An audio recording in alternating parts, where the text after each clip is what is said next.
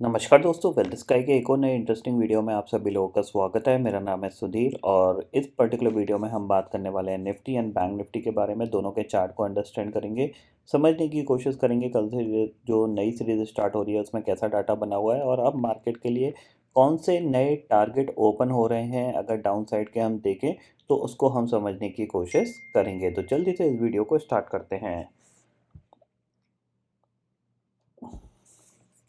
तो video start करने से पहले बात कर लेते हैं मार्केट एट 11 के वीडियो की। मार्केट एट 11 में मैंने आपको क्लियरली बताया था कि जो इंपॉर्टेंट लेवल है निफ्टी के लिए और बैंक निफ्टी के लिए आप उस पर ध्यान रख सकते हो। थोड़ा सा मॉर्निंग में सेलिंग प्रेशर आया था और ये हमारे पास एक इंपॉर्टेंट लेवल था, ठीक है। इस यहाँ पे इसने सपोर्ट लेने की कोशिश करी बट दोबारा पुल बैक आने के बाद जब उसने दोबारा तोड़ दिया था तो यहाँ पे ये एक वन वे नीचे अराउंड 17,307 तक गया था। इस केस में मैंने 17,300 की पुट ली थी 5 रुपये की, जो कि अराउंड 14 रुपीज़ तक चली गई थी। मेरा एक्सपेक्टेशन ये था कि एक बार 17,300 के नीचे चला जाएगा ये, बट ये गया नहीं। तो फिर मेरे को उसको 8-9 रुपये पे दोबारा से ही काटना पड़ा था। बस यही एक ट्रेड थी जो कि यहाँ पे मैंने फॉलो करने की कोशिश करी थी। बाकी मॉर्निंग में खुलते ही गिर गया था तो ज़्यादा कुछ अपॉर्चुनिटी मिली नहीं थी, बट यही ट्रेड थी जो मैंने थोड़ा फोकस करा था। सेम चीज़ बैंक निफ्टी का था। बैंक निफ्टी में जो इंपॉर्टेंट लेवल था वो मैंने आपको मॉर्निंग में बताया था कि कल जो इसने इंपॉर्टेंट सपोर्ट लिया था वो इस लेवल के आसपास लिया था।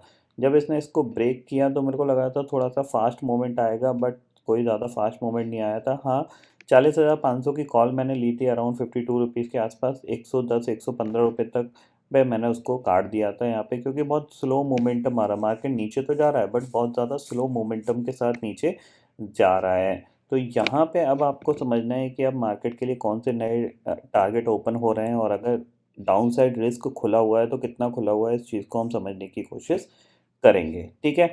तो स्टार्ट करते हैं वीडियो को। तो सबसे पहले देखो, इम्पॉर्टेंट चीज़ है, मैंने आपको मॉर्निंग में भी बताया था कि जो निफ्टी ने 200 डे मूविंग एवरेज परसों तोड़ा था, आप देख रहे हो ये परसों तोड़ा था, उसके नीचे क्लोज दिया था।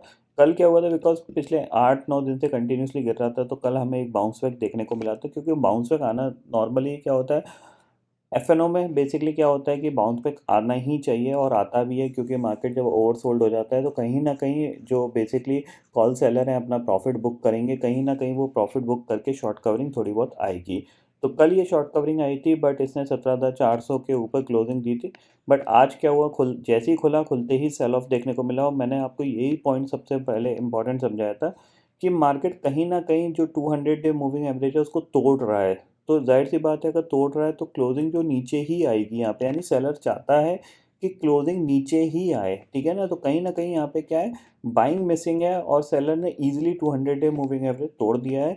तो हम ये एक्सपेक्ट करेंगे कि ये एक ब्रेकडाउन है और ब्रेकडाउन के नए टारगेट क्या खुले हैं, सिंपल सी चीज़ है, ये आपके पास एक नया टारगेट खुला है जो कि है 16,750 का।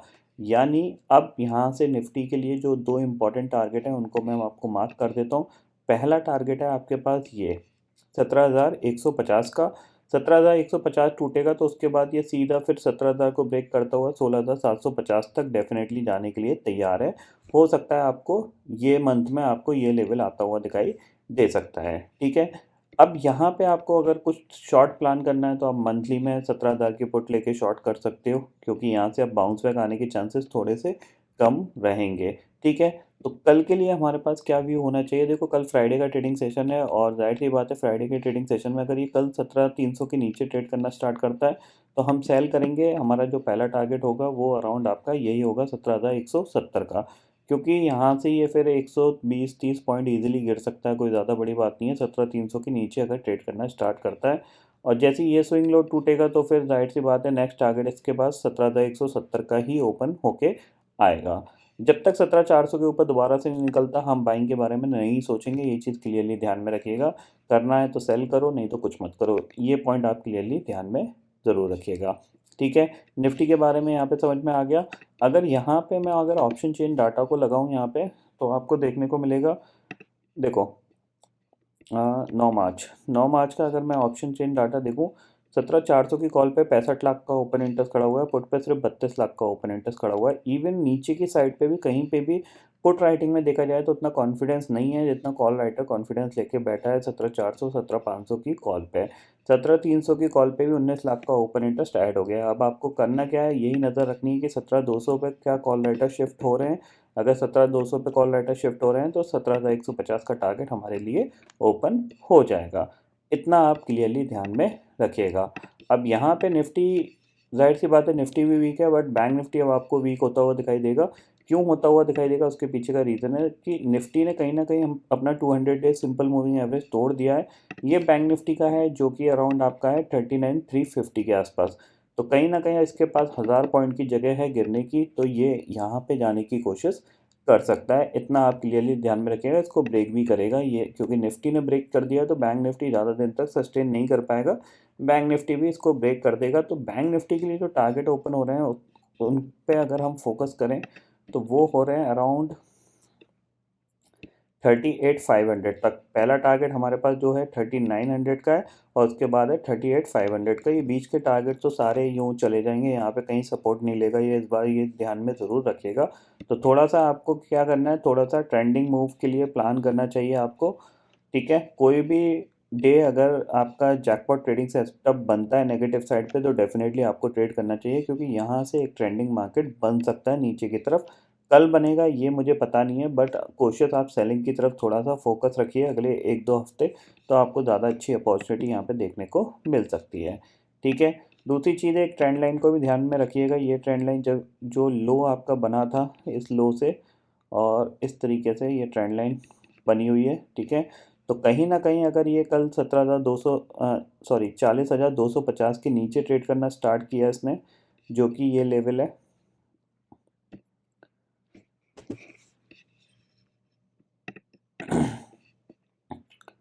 ठीक है, 40,250 के नीचे अगर फिसला ये, तो हमारे पास जो पहला टारगेट होगा वो होगा हमारा 40,000 का। और 40,000 के नीचे गया तो नेक्स्ट टारगेट हमारे पास सीधा सीधा आता है 39,600 का। तो मोस्ट प्रोबेबली आपको ये टारगेट आते हुए दिखाई दे सकते हैं नेक्स्ट सीरीज में। ठीक है ना, अगर मार्केट यहाँ से कंटिन्यूसली वीक होता है, ग्लोबल मार्केट भी वीक होते हैं, तो आपके लिए ये टारगेट ओपन होते हुए दिखाई देंगे। सबसे अच्छी अपॉर्चुनिटी यही मिलेगी कि मार्केट फ्लैट खुल के ही नीचे की तरफ निकले तो वो ज़्यादा अच्छा है। गैप डाउन हो गया तो फिर जाहिर सी बात है हमारे टारगेट मिस हो जाएंगे, फिर हमें कोई सेलिंग अपॉर्चुनिटी नहीं मिलेगी। ठीक है, इतना आपको समझ में आ गया। ग्लोबल मार्केट की सिचुएशन अगर करेंटली देखें हम, ठीक है, देखो इंडेक्सेस फ्यूचर्स में डाउ फ्यूचर फ्लैट है और नैस्डैक फ्यूचर कहीं ना कहीं 80 पॉइंट नेगेटिव है। तो नैस्डैक कंटिन्यूसली गिर रहा है क्योंकि यही 15-16% जंप किया था, तो जाहिर सी बात है इसी के अंदर ज़्यादा प्रॉफिट बुकिंग आ रही है।